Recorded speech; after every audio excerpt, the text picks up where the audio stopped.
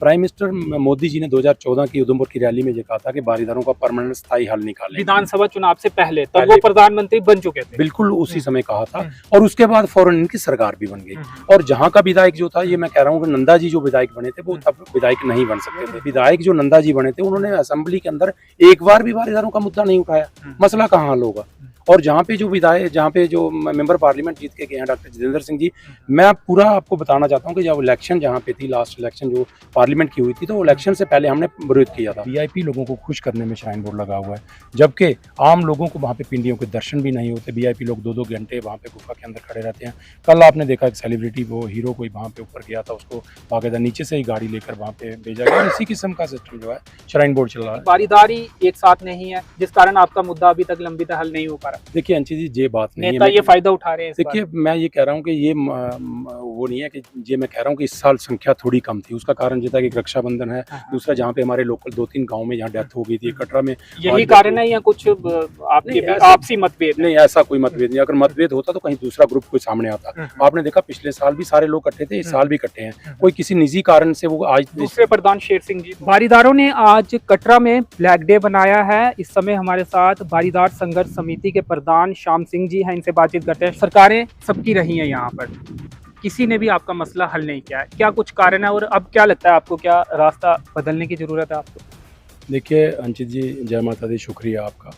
और मैं ये बताना चाहता हूँ कि ब्लैक डे हम उस दिन को मनाते हैं जिस दिन वैष्णो देवी में टेक ओवर हुआ था और बारीदारों को वहाँ से निकालकर ये सारा सिस्टम श्राइन बोर्ड ने ले लिया। 1986 में 30 अगस्त को रात को 12 बजे वहाँ पे ज़बरदस्ती बाई फोर्स हमें निकाला गया। उसी दिन को ब्लैक डे के रूप में मनाते हैं और ये परंपरा हमारी तब से लेकर आज तक ये चलती आ रही है। उसी को हम विरोध करते हैं कि ये निहत्थे बारीदार जो कि वहाँ पे पूजा करते थे, सेवा माता की किया करते थे और यात्री जो आते थे उनकी सेवा किया करते थे, उनको वहाँ से निकालकर श्राइन बोर्ड ने ये कह कर के इनका सिस्टम ठीक नहीं है, जहाँ वहाँ पे मैनेजमेंट इनकी ठीक नहीं है, तो वो कहकर उन्होंने बारीदारों को वहाँ से निकाला था।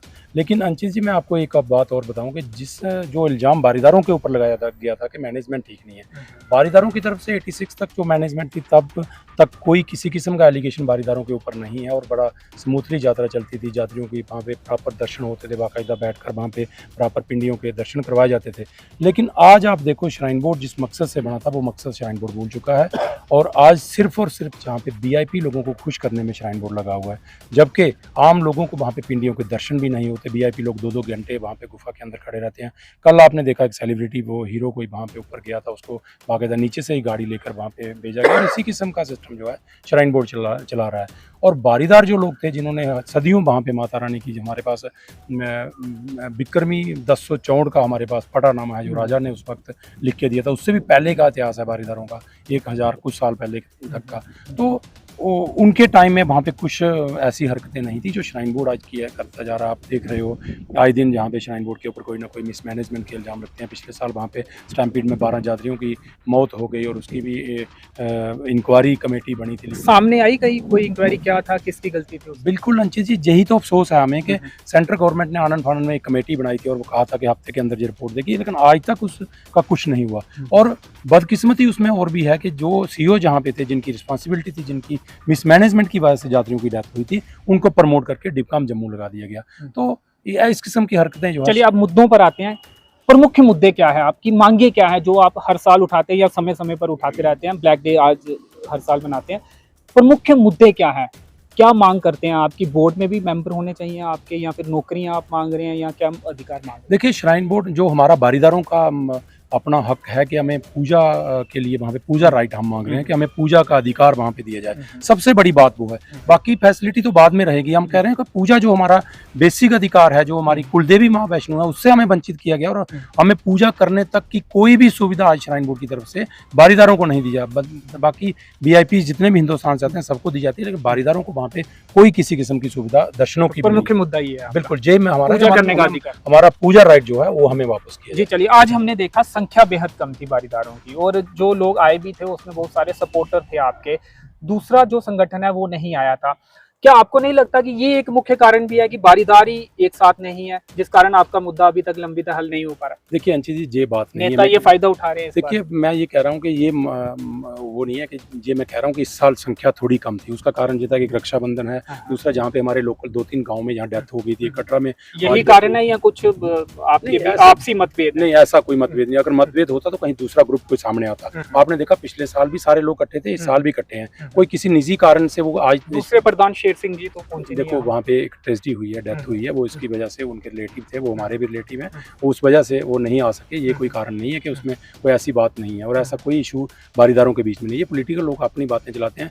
बारीदारों ने इस साल थोड़ा सा, इसलिए देखो गांव में लोग देहात में रहते हैं, आप सब जानते हो कि वैष्णो देवी के बैक साइड से पिछली साल हमने गाड़ियां करके वहाँ से लाए थे, और बड़ा मुश्किल है वहाँ से बमाग से बारीदारों को जहाँ पर लाना बड़ी मुश्किल तो है। अब क्या ये तो नहीं माना जाए कि अब धीरे धीरे आप ब्लैक डे तरह से प्रोटेस्ट होता था उसको भी कम करते जा रहे हैं, क्योंकि मुद्दे हल नहीं हो रहे? क्योंकि इस साल तो देखा हमने ज्यादा लोग ही नहीं थे।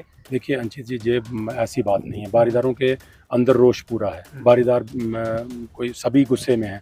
ये ठीक है कि इकट्ठे जहाँ पे नहीं हो सके, मैंने आपको पहले कह दिया कि यहाँ पे फिर भी इकट्ठे तो बहुत संख्या थी, लेकिन उतनी नहीं हो सकी। उसका कारण यही है कि कितने पहले होते थे? देहात में रहते हैं लोग और बड़ी मुश्किल होता है यहाँ पे आना, क्योंकि बारीदारों के पास पैसे नहीं। आप इनकी फाइनेंशियल कंडीशन देख रहे हो किस तरीके से ये वहाँ पे मैनेज करके गांव से 2-2 4-4 लोग आते हैं। अगर इतने लोग लाने हो तो उसके लिए गाड़ियाँ चाहिए, सारा सिस्टम चाहिए, जो कि बारीदार संघर्ष कमेटी के पास चलिए, 9 साल पहले प्रधानमंत्री ने वादा किया था, अब क्या कहेंगे? क्या टर्निंग पॉइंट भी था? बीजेपी के जो एमएलए जीते थे बारीदार एक तरफ हुए थे, ऐसा कहा जाता है, क्या हुआ था वैसा? बिल्कुल 100% हुआ था जी। प्रधानमंत्री के आश्वासन के बाद ही हुआ था? बिल्कुल सर, जब प्राइम मिनिस्टर क्या कहा था उन्होंने? प्राइम मिनिस्टर मोदी जी ने 2014 की उधमपुर की रैली में ये कहा था कि बारीदारों का परमानेंट स्थायी हल निकालें। विधानसभा चुनाव से पहले तब वो प्रधानमंत्री बन चुके थे। बिल्कुल उसी समय कहा था, और उसके बाद फौरन इनकी सरकार भी बन गई। और जहां का विधायक जो था, ये मैं कह रहा हूँ कि नंदा जी जो विधायक बने थे वो तब विधायक नहीं बन सकते थे, वो तो उस समय चौथे नंबर पे थे, लेकिन बारीदारों के वोटों से वो विधायक बने हैं। लेकिन बदकिस्मती की बात है, मोदी के ऊपर तो पहले बाद में हम जो एलिगेशन लगाएंगे। सबसे बड़ी बात तो यह है कि विधायक जो नंदा जी बने थे, उन्होंने असेंबली के अंदर एक बार भी बारीदारों का मुद्दा नहीं उठाया। मसला कहाँ हल होगा? और जहाँ पे जो विधायक, जहाँ पे जो मेंबर पार्लियामेंट जीत के गए हैं डॉक्टर जितेंद्र सिंह जी, मैं पूरा आपको बताना चाहता हूँ कि जब इलेक्शन जहाँ पे थी, लास्ट इलेक्शन जो पार्लियामेंट की हुई थी, तो इलेक्शन से पहले हमने विरोध किया था।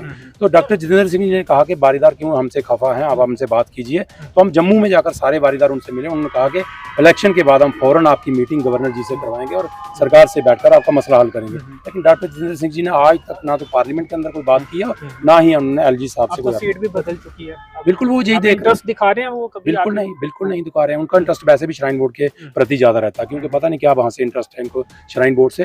वो श्राइन बोर्ड के साथ ज्यादा उनका प्रेम है, लोगों से उनका कोई लेना देना नहीं। वैसे भी लोकल मुद्दों के ऊपर भी मैं बात करूं तो डॉक्टर जितेंद्र सिंह जी कटरा के अंदर कुछ भी कर नहीं सके हैं। तो आने वाले दिनों में प्रदर्शन लगातार? बिल्कुल प्रोटेस्ट तो रहेंगे। प्रोटेस्ट जब तक हमें राइट नहीं मिलता तब तक हम प्रोटेस्ट करेंगे। और अंशित जी, मैं आपको एक और बात बताना चाहता हूँ, अब और थोड़ा इसको हम उग्र करेंगे थोड़ा सा, क्योंकि थोड़ा सा मुश्किल रहता है कि गाँव में लोग रहते हैं, लेकिन अब हम इसको यूनाइट करके थोड़ा सा उग्र प्रोटेस्ट करेंगे। ये मेरा एकजुट होंगे जो दूसरे संगठन? बिल्कुल, कोई ऐसा नहीं है, ऐसा कोई।